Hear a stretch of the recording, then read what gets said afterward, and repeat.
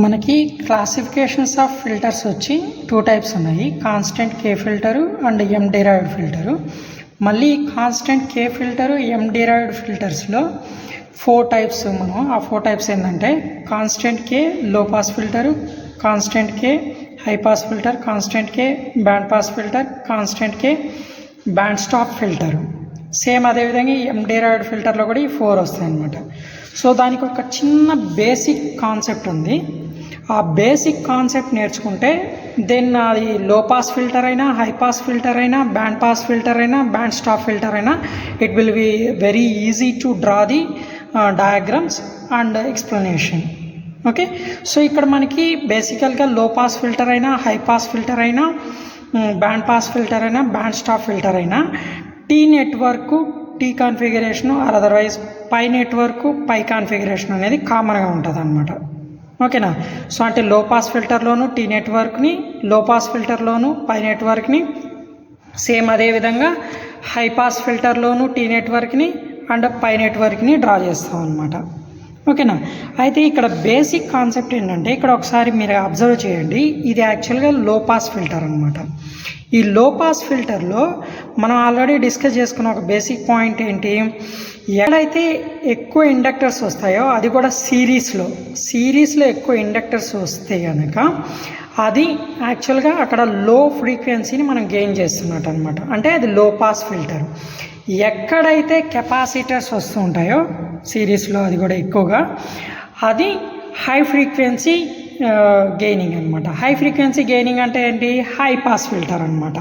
So ఇది basic concept, already మనం చెప్పుకున్నాం దీన్ని, మన బేసిక్ కాన్సెప్ట్స్లో డిస్కస్ చేసుకున్నాం కూడా.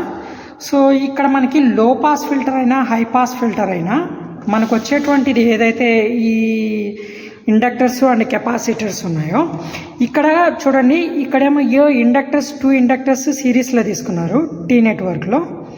ఇక్కడ పై నెట్వర్క్లో ఏమో కెపాసిటర్స్ 2 కెపాసిటర్స్ తీసుకున్నారు. సో అయితే ఒక బేసిక్ పాయింట్ ఏంటి అంటే సిరీస్లో ఏమో కరెంట్ కాన్స్టెంట్ ఉంటుంది, పారలల్ ఏమో వోల్టేజ్ కాన్స్టెంట్ ఉంటుంది. ఓకేనా, సో ఎప్పుడైతే సిరీస్లో ఇండక్టర్ అనేటువంటిది ఉంటుందో సో అక్కడ మీనింగ్ ఏంటి అంటే ఇండక్టర్ అనేటువంటిది current storage element. Current storage అని అనకూడదు, which stores the energy in electro magnetic field. So which stores the energy in electromagnetic field actually. So కాబట్టి సిరీస్లో ఇండక్టర్ వచ్చినప్పుడు మాత్రము ఈ L/2 రెండింటిగా డివైడ్ చేసుకుంటారు టీ నెట్వర్క్లో అయితే. సో ఎక్కడైతే కెపాసిటర్ అనేటువంటిది ప్యారలల్లో వస్తే అక్కడ C/2 అని రాసుకుంటాం. అదే కెపాసిటర్ కనుక సిరీస్లో వస్తే 2C అని రాసుకుంటాము. అదే ఇండక్టర్ కనుక ప్యారలల్లో వస్తే 2L అని రాసుకుంటాము. ఇది మాత్రం ఫిక్స్. సో జనరల్ థింగ్ ఏంటంటే ఇండక్టర్ అనేటువంటిది సింప్లీ కరెంట్ స్టోరేజ్ ఎలిమెంట్ కాబట్టి కరెంట్ అనేటువంటిది సిరీస్లో కాన్స్టెంట్ ఉంటుంది కాబట్టి సిరీస్లో వచ్చినప్పుడు మాత్రమే ఇండక్టరు L/2 అని రాసుకుంటాము.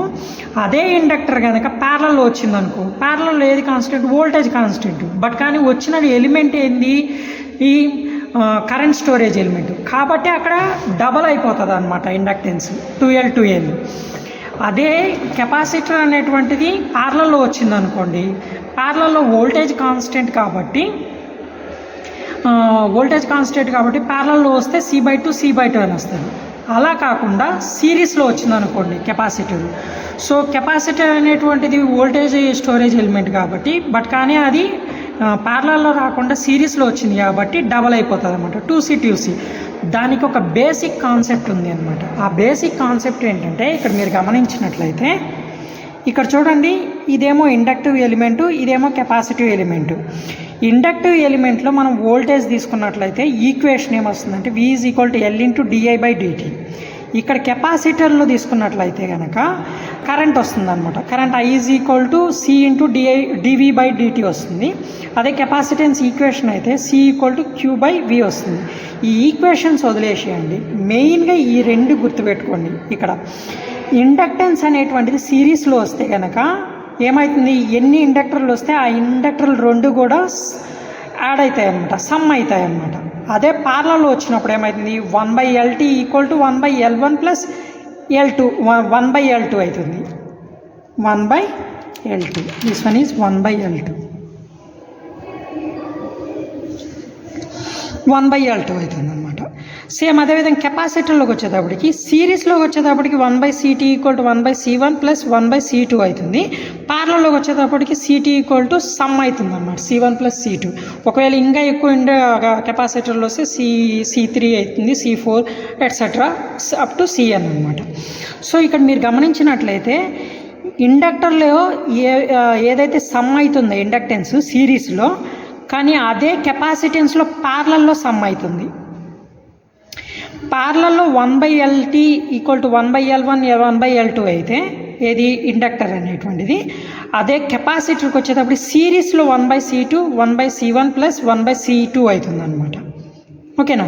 సో అంటే మీనింగ్ ఏంటి, ఇక్కడ ఇండక్టర్లో సిరీస్లో ఉన్నటువంటిది పార్లల్లో కెపాసిటర్కి అవుతుంది. ఈ ఇండక్టర్కి ప్యారల్లో వచ్చినటువంటి వాల్యూ ఏదైతే ఉందో 1/A రేషియో అనేది కెపాసిటర్కి సిరీస్లో వస్తుంది అనమాట. సో అంటే మీనింగ్ ఏంది, so based on the practical knowledge or a practical subject and as well as this theoretical, then we can take in a series inductance we are taking L/2. If the same time inductor we are taking in a parallel, in the sense that one will be double. Capacitor is simply in a parallel only, but if any case we are getting a capacitor in series, in the sense we can take double capacitance. See, listen here, capacitance in parallel. See, simply blindly you have to you have to forget about this entire theory or whatever it may be. Simply you have to remember, so inductor is a current storage element. We can get that current storage element in a series current is constant, that's why we are getting L/2 L/2. Okay, the same inductor we are getting in a parallel voltage is constant, current is not constant, but here inductor is a current storage element, that's why we are taking inductance is double. So the same thing here, capacitance is a voltage storage element, that's why we are taking in a parallel path, we are taking C/2. But the same capacitor we are getting in a series, then series current is constant, but the element is voltage storage element, that's why the capacitance will be high, double. Okay, so you have to remember this basic concept, then it will be very easy for, so 4 types of filters: a low pass filter, high pass filter, and band pass filter, and band stop filter. By your own you will be going to draw these circuit diagrams for both T configuration and as well as pi configuration.